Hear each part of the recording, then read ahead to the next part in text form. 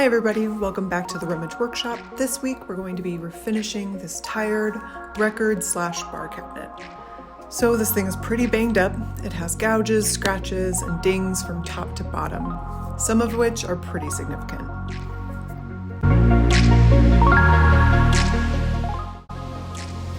All of the doors and hinges are in great shape and won't require much work at all. And luckily it appears that the veneer is pretty thick, so we should be able to fill and sand the majority of the dings out.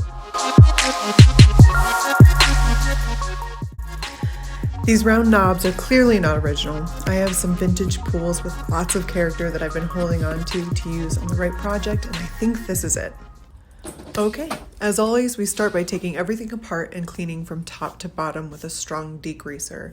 I prefer a TSP or TSP alternative for this. I will also be removing the door from its hinges as I have big plans for it.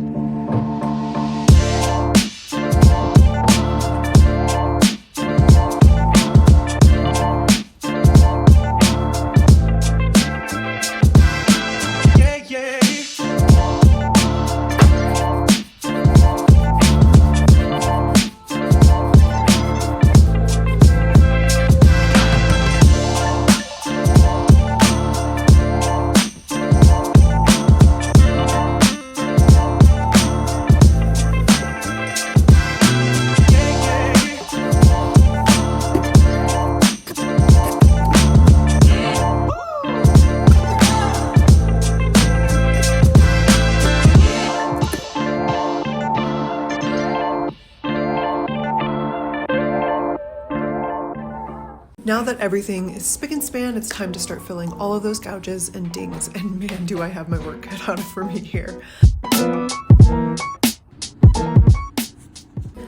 Next, I'll sand down all of the wood filler and any surface scratches, as well as give the glossy surfaces a thorough scuff sand, giving our paint an excellent surface to adhere to.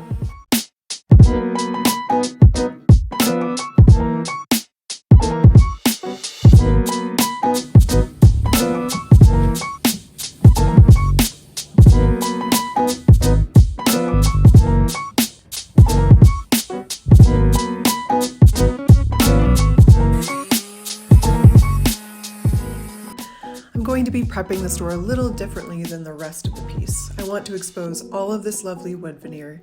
Even though the gouges are really deep, if I work slowly, I'm hoping to be able to buff out all of the damage to reveal a really nice clean palette for us to work from. I started by removing the original finish with my hand sander using 150 grit sandpaper, then moved to a sanding block to buff with 220 grit. Then I ran a brown paper bag over the surface a few times for a buttery soft finish. Now that everything is sanded, we are ready to prime. My favorite primer is Zinsser Bin shellac-based primer. It blocks tan and bleed through, stains, and smells, but it is pretty stinky and sticky. So I like to use a disposable paint tray and line it with foil for easy cleanup afterwards. Because there's lots of overspray when painting, I like to use these plastic wraps to protect the inside and outside of my drawers. It's attached to painter's tape, so it's very easy to apply.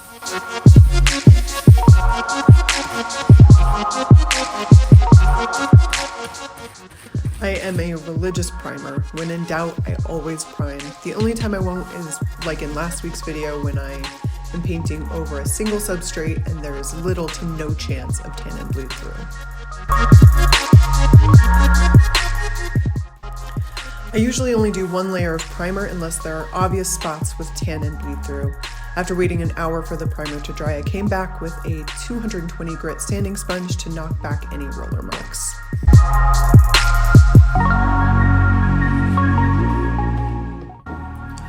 We are finally ready to spray. I'm going to be painting this piece in Melange paints 1 in the color Restoration Bronze. Let's go!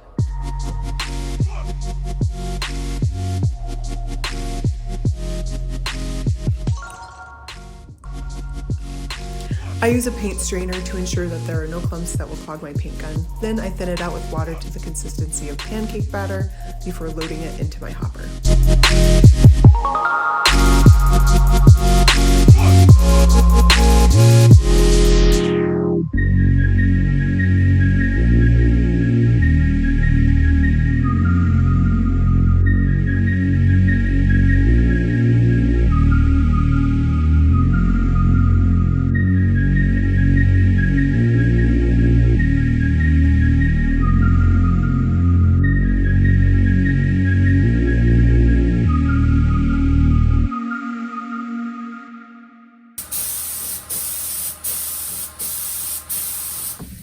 I waited about an hour to let that dry, then came back to lightly sand between coats. After applying the second coat, I will let that dry for at least 2 hours while I move on to the door. Now for my favorite part. To add visual interest to this piece, I'm going to be taping off and painting a custom design on the bare wood of this door panel. The tools I used for this project are a very sharp X-Acto knife, yellow frog tape, a ruler, a glass of good wine, and an audiobook. The last two are optional, of course, but as this is a very time-consuming process, they are highly recommended.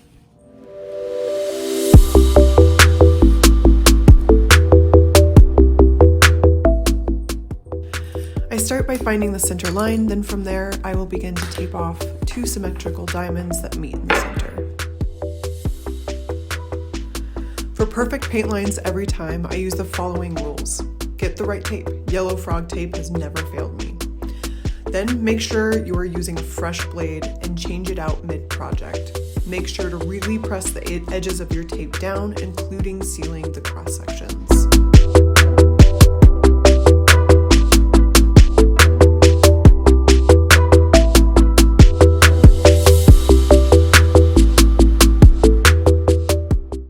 Once my design is finalized, I like to paint seal the edges. In this case, I will be using a clear top coat to seal everything down, or if you're working over a painted surface, use the color of the base coat to seal. Let me know in the comments if you'd like to see an in-depth video on how this process works from beginning to end.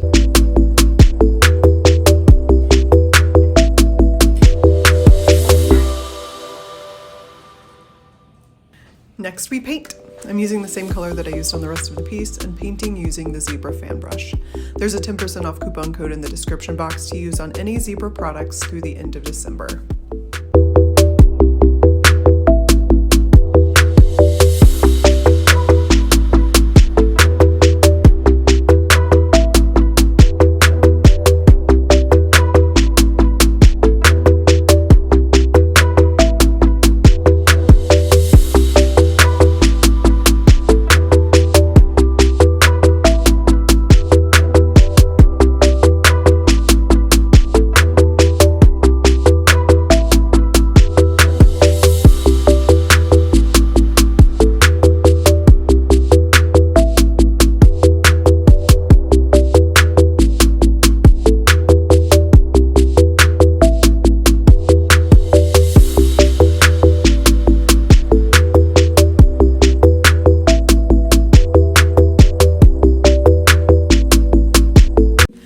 Now it's time for the final touches. I added a liner to the small drawer so that it's nice and clean for its new owners.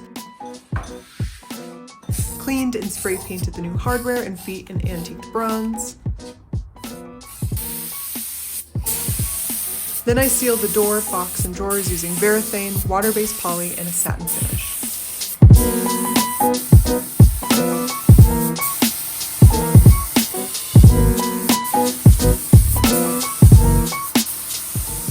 Let me remind you of what this piece looked like before and what it looks like now.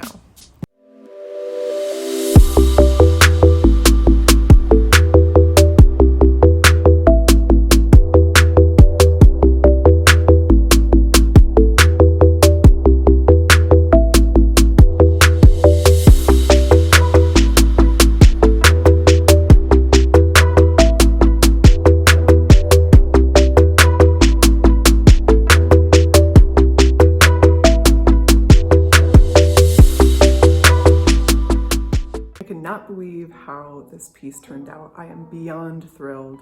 We had a lot of damage to contend with, a lot of dings and gouges in the finish that we had to kind of work around. And I was just fingers crossed hoping that when I sanded down that cabinet front, we would get past enough of the damage to be able to expose it the way I wanted to, and that's exactly what happened. You would never know that that gouge was as deep as it was on the bottom left corner of that drawer.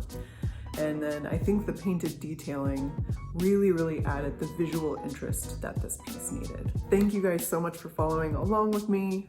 I've included links to all of the products that I used in the description box below, and don't forget to hit that subscribe button. I will see you back here for another transformation next week.